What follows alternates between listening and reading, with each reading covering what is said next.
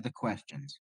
This morning, we welcome the Commissioner of the Internal Revenue Service, Charles Reddick, to testify on the state of the IRS. Commissioner, thank you for being here today. The past year has tested the strength, patience, and resolve of the American people. The coronavirus pandemic is a public health crisis that has caused an economic crisis. Many Americans have lost their jobs and are facing food insecurity and struggling to pay their bills.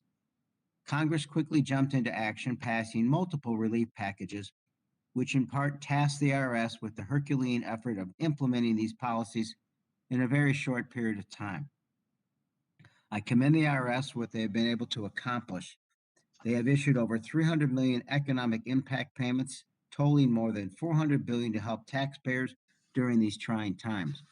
For many, these payments have been a lifeline, enabling families to put food on the table, gas in the cars, which is why I want to make sure that every American who is entitled to this money receives it.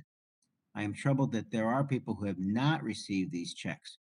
President Biden immediately got to work to provide additional relief for the American people.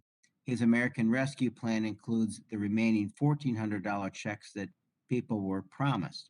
It also temporarily expands the child tax credit, which could help cut child poverty in the U.S. by as much as 50%.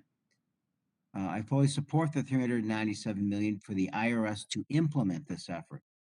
Right now, we are 12 days into 2020 filing season.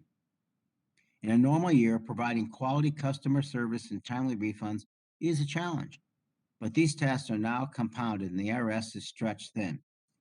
With an unprecedented backlog of over 8.7 million unprocessed tax returns, staffing shortages due to safety concerns in IRS processing centers, outdated IRS IT systems, and the IRS's new role in administering stimulus payments and child tax credit, I'd like to hear from you, Commissioner, on the IRS's readiness for this season and if any additional resources are needed. Recently, the IRS published its first Taxpayer First Act report, which describes a 6-year plan to modernize the IRS, improve customer service, reorganize the IRS with servicing the taxpayer as its central focus. I'm eager to hear more about the benefits of this plan and how the IRS can move forward to accomplish these goals. Lastly, as the IRS is managing these multiple efforts simultaneously, I want to emphasize the importance of ensuring the safety of its workforce.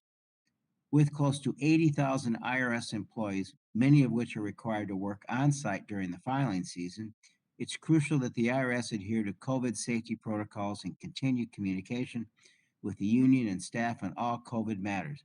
With that in mind, I want to take this time to thank the hardworking staff at the IRS for their continued commitment, expertise, and dedication to the mission. Mr. Commissioner, I look forward to having a robust conversation today on all these important issues, and I will now turn to the ranking member, Mr. Womack, for his opening remarks.